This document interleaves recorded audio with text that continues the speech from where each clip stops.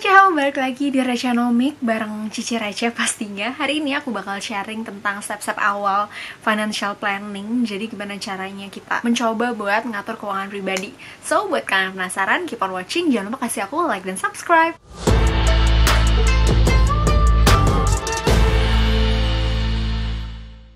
Jadi teman-teman, Recenomik itu seri terbaru di channel ini.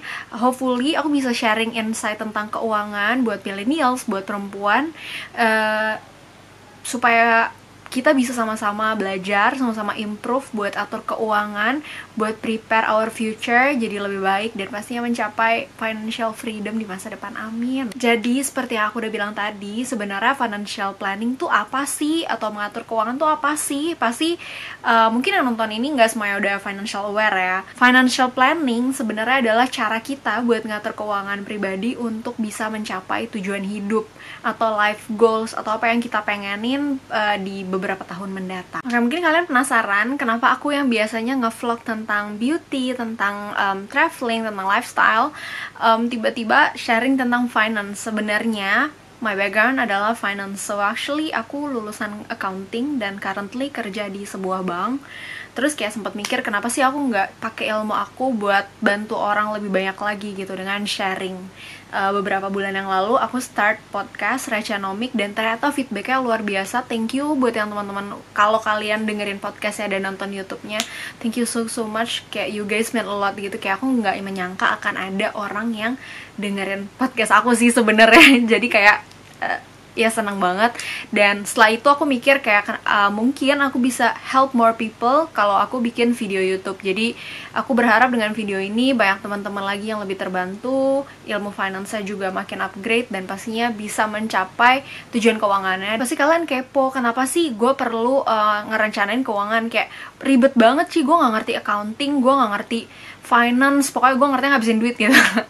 Jadi keuangan itu gak cuma buat perusahaan teman-teman. Jadi emang di Indo kita nggak terlalu diajarin tentang personal finance kan. I don't even know kayak di mana sih yang ngajarin personal finance gitu. Di sekolah enggak, SD, SMP, SMA selalu belajarnya, mungkin kalau finance belajarnya kayak lebih ke perusahaan punya gitu. Accounting kuliah pun gue juga belajarnya tentang bener-bener buat company aja gitu, company sama pemerintah. Kayak di mana belajar tentang personal. Makanya gue pengen sharing ini biar kayak kalian benar-benar bisa ngatur keuangan diri kita sendiri, karena nggak ada yang ngajarin gitu loh. Yang pertama, kita jadi tahu kondisi keuangan kita tuh kayak gimana sih, posisi kita ada di mana sih, terus kita tuh udah sejauh mana mencapai ke tujuan kita. Nah, dengan adanya financial planning ini kita bisa realisasiin tujuan-tujuan kita juga. Kayak misalnya gue pengen nih 5 tahun lagi misalnya beli MacBook Pro gitu buat kerja ya, jangan buat gaya-gaya doang. Terus kayak gue udah nabung sekarang 10 juta, oke, berarti gue kayak baru setengah jalan nih gitu. Yang kedua adalah buat realisasiin rencana kita. Misalnya 5 tahun lagi gue pengen beli sebuah rumah di Tangerang Selatan, di Bintaro. Terus kayak berarti gue harus prepare minimal DP-nya. Berarti kan kita bisa kayak oke, selama 5 tahun gue bisa nabung sekian rupiah per bulan, tinggal dibagi aja.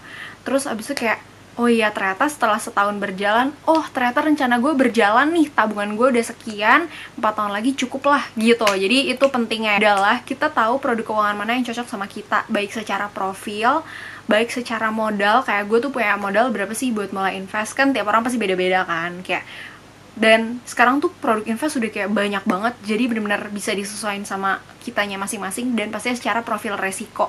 Karena nggak semua orang punya profil resiko yang sama. Mungkin gue suka resiko, lo nggak suka, atau kebalik, misalnya lo suka resiko, gue nggak suka gitu. Jadi benar-benar disesuaikan produk-produk keuangan apa sih yang bisa kita pakai. Thank you banyak buat teman-teman yang udah nonton Recenomik pertama kali ini. Hopefully teman-teman suka.